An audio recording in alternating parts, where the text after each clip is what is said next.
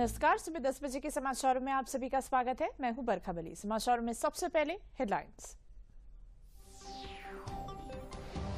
प्रदेश के 19 रेलवे स्टेशनों के पुनर्विकास पर स्थानीय नेताओं और यात्रियों ने प्रधानमंत्री के प्रति जताया आभार। कहा, सुविधाओं में होगा इजाफा, यात्रियों को मिलेगी सुविधा।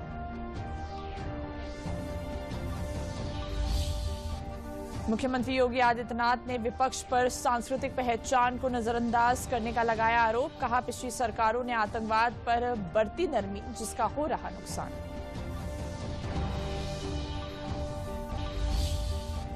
आज राम दरबार की प्रतिमा की स्थापना की जाएगी। इस दिन राम मंदिर के प्रथम तल पर भगवान राम, लक्ष्मण, सीता और हनुमान जी की प्रतिमा स्थापित की जाएगी।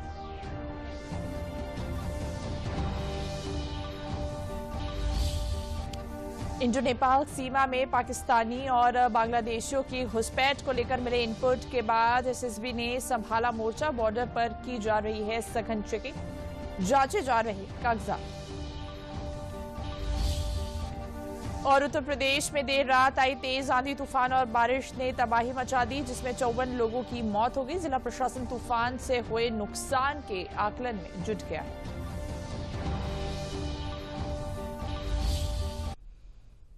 और अब खबरें विस्तार से। विरासत के साथ विकास की बहार का संदेश देते हुए पीएम मोदी ने बीकानेर से 18 राज्यों के 103 अमृत भारत रेलवे स्टेशनों का वर्चुअली उद्घाटन किया।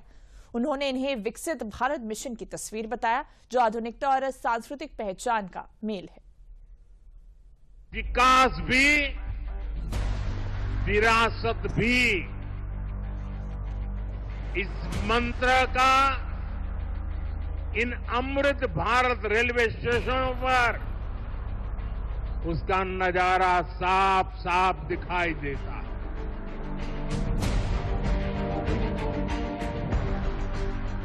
विरासत के साथ विकास की बहार मोदी सरकार के बीते 11 साल के शासन का आधार रहा है। और विकास का ये संकल्प महज सियासी बयानों या ऐलानों तक ही नहीं, बल्कि जमीनी हकीकत में भी तब्दील हुआ है। और ये तस्वीरें इसी बात की ओर इशारा कर रही हैं। 1, 2, 3 ऐसी कई तस्वीरें हैं जिन्हें आप पूरी रात बैठकर देख सकते हैं। यही तो है नया भारत, और ये तस्वीरें बदले हुए भारत का सबूत है। ये तस्वीर विकसित भारत मिशन के मजबूत कदम है, जो तेजी के साथ आगे बढ़ते जा रहे हैं। विरासत के साथ विकास के संकल्प को साथ लिए गुरुवार को पीएम मोदी ने राजस्थान से अमृत भारत स्टेशन योजना के तहत रीडेवलप किए गए 18 राज्यों और केंद्र शासित प्रदेशों के 103 स्टेशनों का वर्चुअली उद्घाटन किया। आइए जान लेते हैं इनमें किस राज्य के कितने स्टेशन शामिल हैं। इनमें सबसे ज्यादा 19 यूपी में हैं। दूसरे नंबर पर गुजरात है, जहां 18 स्टेशन हैं। महाराष्ट्र में 15, तमिलनाडु में 9, राजस्थान में 8, मध्य प्रदेश में 6, कर्नाटक और छत्तीसगढ़ में 5-5, तेलंगाना, पश्चिम बंगाल और झारखंड में 3-3, केरल और बिहार में 2-2 और आंध्र प्रदेश, पुडुचेरी, हरियाणा, हिमाचल प्रदेश और असम में 1-1 अमृत भारत स्टेशनों का उद्घाटन किया गया।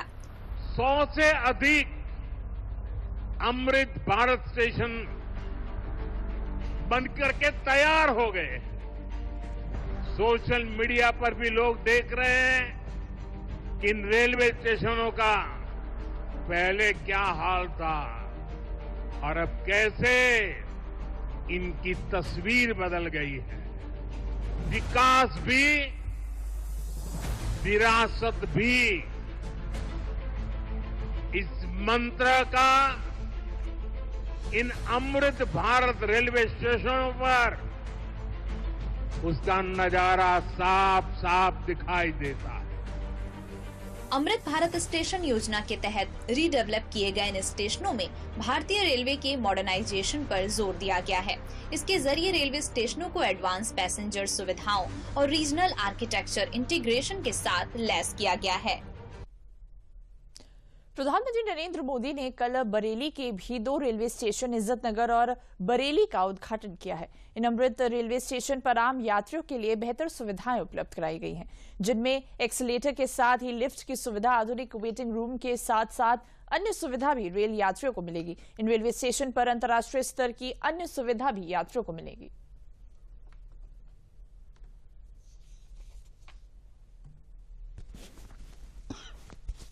देश के लोकप्रिय नेता माननीय नरेंद्र मोदी जी ने 103 रेलवे स्टेशन का अमृत भारत योजना के अंतर्गत आज शिलान्यास, लोकार्पण और राष्ट्र को समर्पित किया है। 26,000 करोड़ रुपए की योजनाओं को आज लोकार्पण हुआ है।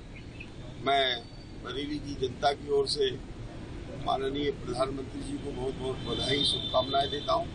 बरेली के भी 3 स्टेशन, जिसमें बरेली इज्जत नगर, बरेली सिटी और बरेली जंक्शन, इन तीनों का बहुत सुंदर तरीके से इस पर बहुत पैसा लगाकर भारत सरकार ने, रेल मंत्रालय ने शुरू किया है।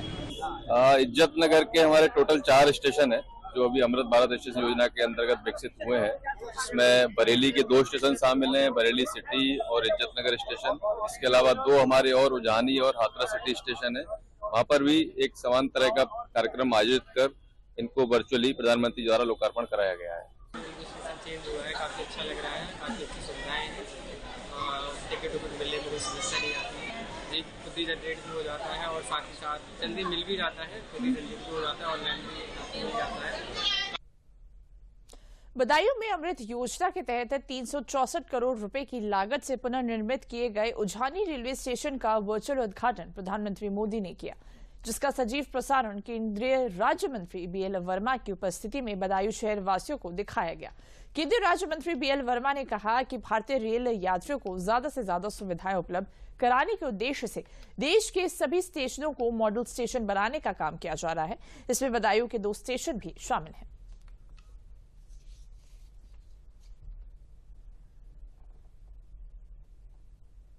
सबसे पहले मैं बधाई देना चाहता हूं माननीय प्रधानमंत्री मोदी जी के लिए, रेल मंत्री जी के लिए, रेलवे के अधिकारियों के लिए।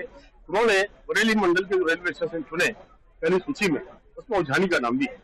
और उजानी रेलवे स्टेशन जो अमृत स्टेशन योजना में आज आया है, उसका लोकार्पण हो रहा है। आज 103 रेलवे स्टेशन का उद्घाटन माननीय लोकार्पण कर रहे हैं माननीय प्रधानमंत्री जी। और यहाँ का रेलवे स्टेशन की लागत आई है 3 करोड़ 64 लाख।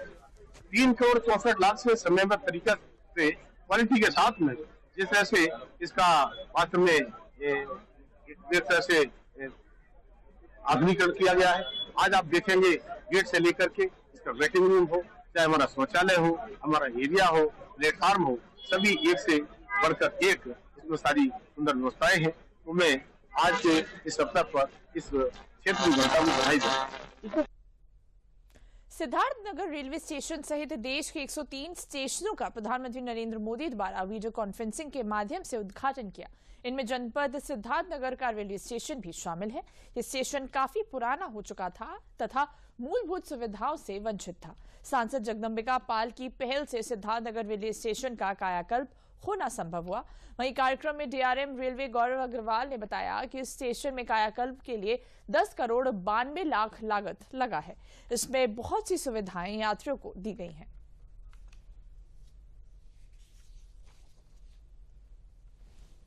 का विजन था अगस्त 2023 में कि देश में मिडिल लेवल और छोटे लेवल के जो स्टेशंस हैं उनको मॉडर्नाइज बनाया जाए। तो पिछले 20 महीनों में देश के 7000 स्टेशनों में से 103 स्टेशनों को चुना गया, जिनको कि एयरपोर्ट के स्टैंडर्ड्स का हमें नवनिर्मित स्टेशन बनाना था। 7000 में से 103 स्टेशनों में से एक स्टेशन सिद्धार्थनगर भी है। लखनऊ मंडल के 6 स्टेशन चुने गए हैं। उनमें से आज आप लोगों ने यहाँ का कार्यक्रम देखा। इसमें 10 करोड़ 92 लाख रुपए लागत लगा करके कई सुविधाएं दी गई हैं, जिसमें कि लिफ्ट है, मॉडर्न रिटायरिंग रूम है, वेटिंग रूम है, वातानुकूलित सुविधाएं हैं। और आगे आने वाले समय में जैसे कि माननीय सांसद जी ने बताया कि यहाँ पे और भी कुछ हमारी परियोजनाएं हैं, जिसमें कि सेकंड एंट्री हो गई, जिसमें लोग आज तो सिर्फ एक ही साइड से एंटर कर पाते हैं। आगे आने वाले समय में हम लोग उधर से भी एक एंट्री का हम यहाँ पे प्रावधान करेंगे। झांसी रेल मंडल के ओरछा रेलवे स्टेशन को अमृत भारत स्टेशन योजना के अंतर्गत 6.5 करोड़ रुपए की लागत से पुनर्विकसित किया गया है। प्रधानमंत्री ने इसका वर्चुअल माध्यम से इसका उद्घाटन किया। इस कार्यक्रम में केंद्रीय कैबिनेट मंत्री वीरेंद्र कुमार, डीआरएम झांसी दीपक कुमार सिन्हा, अभिनेता राजा बुंदेला सहित कई गणमान्य नागरिक और जनप्रतिनिधि उपस्थित थे। ओरछा स्टेशन बुंदेलखंड की कला, संस्कृति और इतिहास को प्रदर्शित करता है। ओरछा स्टेशन के आधुनिकीकरण से पर्यटन को बढ़ावा मिलेगा।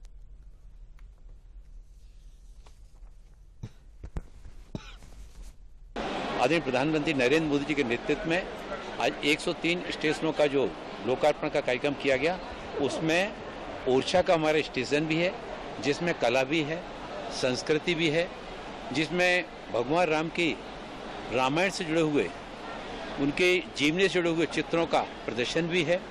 और इस स्टेशन को विकसित करने में बहुआयामी दृष्टिकोण को ध्यान में रखकर यहाँ पर सर्कुलेटिंग एरिया को बढ़ाया गया है, यात्री प्रतीक्षालय, यहाँ पर दिव्यांगजनों के लिए भी सुविधाएं, पार्किंग की सुविधाएं, फिर रेल कोच पोजीशन के लिए डिस्प्ले बोर्ड, ऐसी बहुत सारी चीज़ों को यहाँ पर विकसित किया गया है। ये आने वाले समय में भगवान राम राजा की जो नगरी है ओरछा तक आने वाले जो हमारे श्रद्धालु हैं और पर्यटक हैं, उन पर्यटकों को यहाँ पर स्टेशन पर आने के साथ ही एक अलग आनंद की अनुभूति होगी।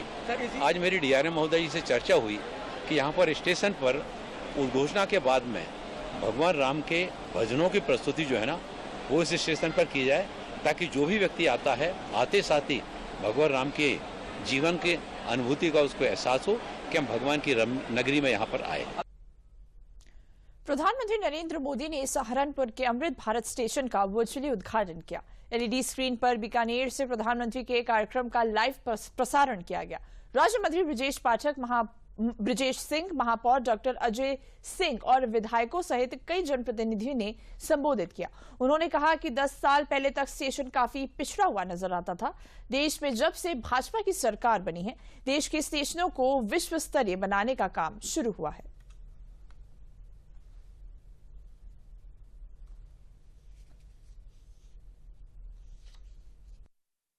सहारनपुर स्टेशन भी 103 स्टेशनों में शामिल था, जिसमें हम लोगों ने पैसेंजर स्पेसिफिक जो फैसिलिटीज हैं उनको इम्प्रूव किया गया था। आज के कार्यक्रम में पूरे भारतीय रेल के 103 स्टेशनों को माननीय प्रधानमंत्री जी द्वारा लोकार्पण किया गया।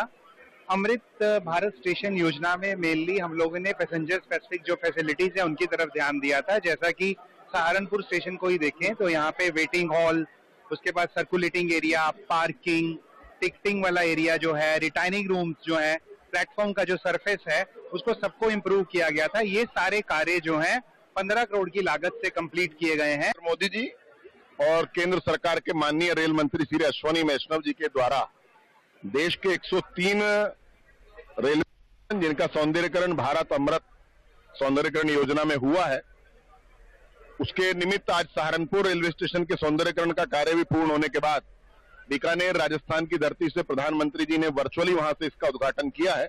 हम सब लोग सभी यहाँ पर, मेरे साथ माननीय विधायकगण, माननीय जिला पंचायत अध्यक्षगण, माननीय महापौर और हमारे दोनों जिला अध्यक्ष और महानगर अध्यक्ष सबके साथ इस कार्यक्रम में उसी निमित्त यहाँ उपस्थित थे। लगभग 15 करोड़ की लागत से इस स्टेशन का सौंदर्यीकरण।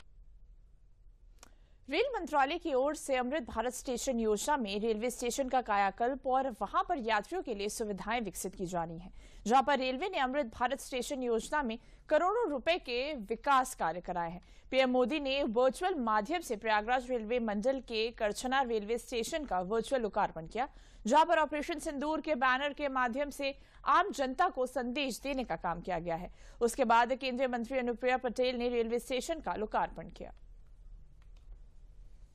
आधुनिकीकरण किया जा रहा है। दूसरा स्तंभ है जहां रेल यात्रियों की सुविधाओं में विस्तार किया जा रहा है। तीसरा, रेलवे की कनेक्टिविटी को देश के कोने कोने में स्थापित किया जा रहा है। और चौथा महत्वपूर्ण स्तंभ है रेलवे के जरिए रोजगार सृजन और रेलवे के जरिए उद्योगों को बढ़ावा। जब हम सबसे पहली बात करते हैं, सबसे पहले स्तंभ की बात करते हैं, रेलवे का ढांचे का आधुनिकीकरण और यात्री सुविधाओं में विस्तार। इसके तहत 11 वर्षों में हमारी सरकार ने क्या क्या काम किया, ये जानना जरूरी है।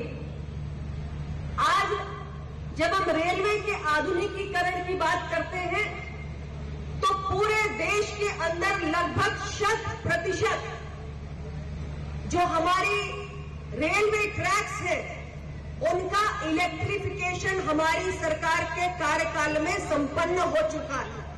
पहले से ज्यादा उनको एक तो अच्छा स्टेशन दिखेगा, उनको पानी की व्यवस्था लगातार करी जा रही है, हर प्लेटफॉर्म पर अवेलेबल रहेगी 24 घंटे। दिव्यांगजनों के लिए रैंप बनाए जा रहे हैं, आपको परिसर में आने में जाने में कठिनाई नहीं होगी, आपको कुछ भी यहाँ से जानकारी चाहिए वो आपको अच्छी तरह से मिल सकेगी। ये देखकर तो हमें बहुत अच्छा लग रहा है, बहुत खुशी मिल रही है, क्योंकि यहाँ पे पहले व्यवस्था जो है बहुत पुराने स्टेशनों की व्यवस्था बहुत ही जर्जर थी, जहाँ पे पैसेंजर्स को बहुत प्रॉब्लम होती थी, वो शहर जा करके दूर दूर से गाड़ियाँ पकड़ते थे। अब यहाँ पे काफी नवीनीकरण हुआ है इसका और मुझे तो अच्छा लग रहा है, सबकी बहुत सुविधाओं से भरपूर है ये। समाचारों का रुख करने से पहले लेते हैं एक विराम।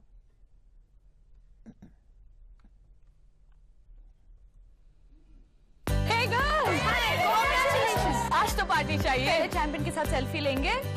आइडिया, यही करते हैं पार्टी।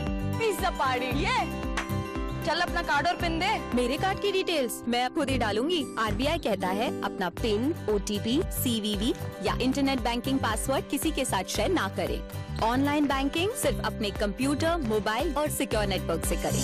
बाय गर्ल्स, कहाँ जा रही है? सुना नहीं, नो शेयरिंग। आरबीआई कहता है जानकार बनिए, सतर्क रहिए। समाचारों का रुख करते हैं। लखनऊ में लोक माता अहिल्याबाई होलकर की 300वीं जयंती पर आयोजित संगोष्ठी में सीएम योगी ने विपक्ष पर तीखा हमला बोला। उन्होंने पूर्ववर्ती सरकारों पर सांस्कृतिक पहचान को नजरअंदाज करने और आतंकवाद के प्रति नरमी बरतने का आरोप लगाया।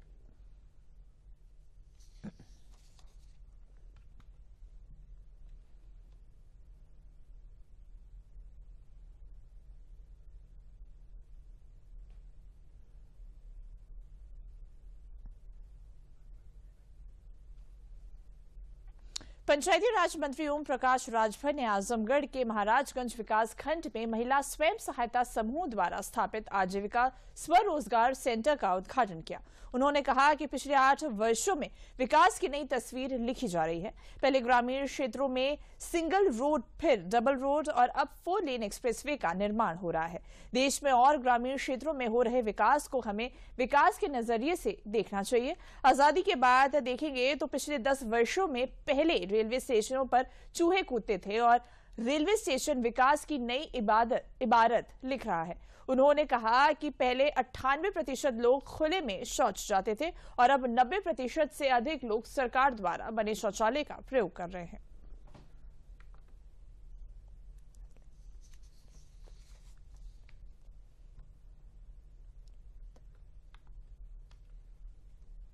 आज राम दरबार की प्रतिमा की स्थापना की जाएगी। इस दिन राम मंदिर के प्रथम तल पर भगवान राम, लक्ष्मण, सीता और हनुमान जी की प्रतिमा स्थापित की जाएगी, जबकि 3 से 5 जून तक प्राण प्रतिष्ठा का उत्सव मनाया जाएगा। राम मंदिर में गर्भगृह से लेकर सभी मंडपों के फर्श तक का काम पूरा हो गया है। अयोध्या राम मंदिर परिसर में निर्माण कार्य अंतिम चरण में है। श्री राम जन्मभूमि निर्माण समिति के अध्यक्ष नृपेंद्र मिश्रा का कहना है कि अयोध्या में प्रतिष्ठित राम मंदिर का निर्माण 5 जून तक पूरा हो जाएगा और 3 जून से शुरू होने वाले समारोह में राम दरबार की प्राण प्रतिष्ठा की जाएगी।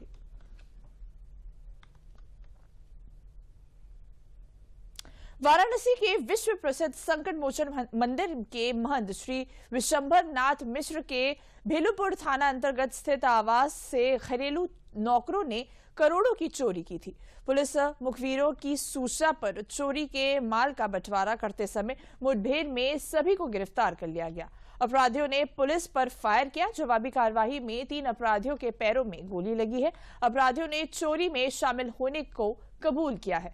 करोड़ों रुपए के जेवरात के साथ लगभग 3 लाख रुपए कैश की चोरी भी हुई है, जिसमें से 1,20,000 रुपए बरामद हुए हैं। इस घटना की अनावरण करने वाली टीम को पुलिस आयुक्त वाराणसी की ओर से 1 लाख का नगद पुरस्कार दिया है।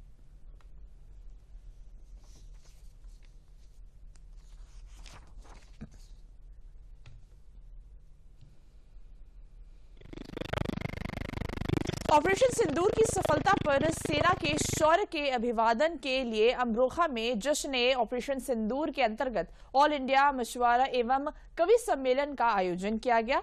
देश के जाने माने कवि एवं शायरों ने अपनी देशभक्ति से ओतप्रोत रचनाओं के माध्यम से सेना के शौर्य का गुणगान किया, जिससे पूरा वातावरण देशभक्ति में कर गया।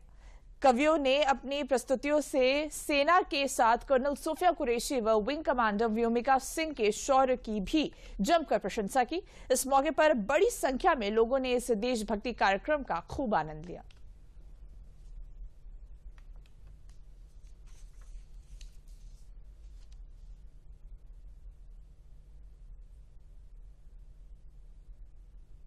सिंदूर से इस मुशायरे का मतलब, मुशायरे कवि सम्मेलन का मतलब है कि हमारी जो फोर्स ने, हमारी जो सेना ने अपने जौहर दिखाए हैं और देश के लिए काम किया है और जो उनकी मेहनत है, उसी के उपलक्ष्य में इस प्रोग्राम को सजाया गया है। और यहाँ से मैं चाहती हूँ कि जितने भी मेरे कवि हैं, शायर हैं, शायरात हैं, वो सब अमन का और मोहब्बत का पैगाम पहुँचाएँ। और इसी तरह जिस तरह से दो बेटियों ने अपनी हौसला अफजाई दिखाकर अपनी मेहनत से इस सब चीज़ों को कामयाब किया है, उसी तरह से हम भी कुछ ना कुछ करना चाहते हैं देश के लिए और इसीलिए इसी उपलक्ष्य में इस प्रोग्राम को मैंने ऑर्गेनाइज किया। मेरठ के दक्षिण विधानसभा क्षेत्र में ऑपरेशन सिंदूर की सफलता के उपलक्ष्य में एक भव्य शौर्य तिरंगा यात्रा का आयोजन किया गया। इस यात्रा का नेतृत्व उत्तर प्रदेश सरकार के ऊर्जा राज्य मंत्री डॉक्टर सोमेंद्र तोमर ने किया। यात्रा का शुभारंभ शिव शक्ति विहार गेट गढ़ रोड से हुआ, जो शिव मंदिर विहार जय भीम नगर होते हुए अंबेडकर भवन पर आकर समाप्त हुई। यात्रा के समापन पर बाबा साहब डॉक्टर भीमराव अंबेडकर की प्रतिमा पर माल्यार्पण कर श्रद्धांजलि अर्पित की गई। इस आयोजन में देशभक्ति गीतों की गूंज के साथ तिरंगा लहराते हुए सैकड़ों कार्यकर्ताओं ने उत्साहपूर्वक भाग लिया।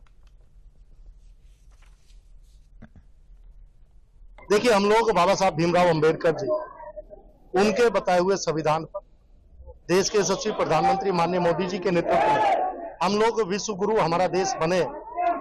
आज पूरा देश उसी दिशा में आगे बढ़ रहा है और पूरे देश की सेना का मनोबल बढ़ाने के लिए देश के यशस्वी प्रधानमंत्री जी के आह्वान पर ये सभी तिरंगा यात्राएं पूरे देश के अंदर निकाली जा रही है। लखनऊ में अब घरों की बालकनी में गमले रखने पर रोक लगा दी गई है। पुणे में गमला गिरने से हुए एक बच्चे की मौत के बाद ये फैसला लिया गया है। लखनऊ विकास प्राधिकरण के अपर सचिव सीपी त्रिपाठी ने डीडी न्यूज को बताया कि प्रदेश के कई जिलों में ग्रुप हाउसिंग परियोजनाओं के फ्लैट की बालकनी की दीवार पर रखे गए गमले हटाने के निर्देश दिए गए हैं। अब कोई भी निवासी अपनी बालकनी, पैरापेट, वॉल या रेलिंग पर गमले नहीं रख सकेंगे। एलडीए के इस फैसले का लोगों ने स्वागत किया है। मामला ये है कि अभी पुणे में कुछ दिन पूर्व भी एक घटना हुई थी जिसमें गमले गिरने से एक बच्चे की मौत हो गई थी। इसी को संज्ञान में लेते हुए बेसिकली उद्देश्य ये है कि सभी अपार्टमेंट के स्वामियों को जो बेसिकली अपार्टमेंट में रहते हैं उनको जागरूक किया जाए कि ये कार्य न किया जाए, क्योंकि एक दुर्घटना हुई है, अन्य किसी अपार्टमेंट में दुर्घटना ना हो, इसीलिए ये जागरूकता के लिए है। आदेश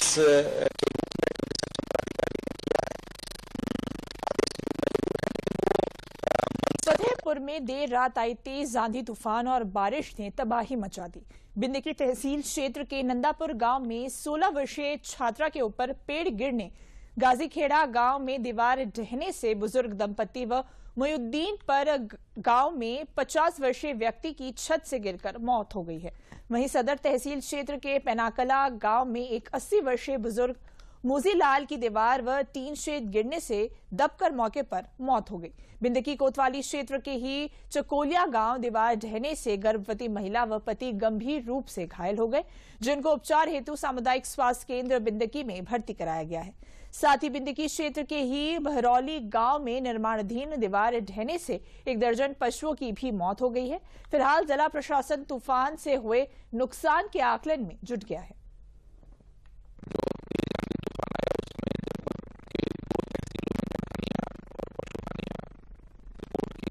तो समाचारों में अभी के लिए बस इतना ही। मुझे दीजिए इजाजत। नमस्कार।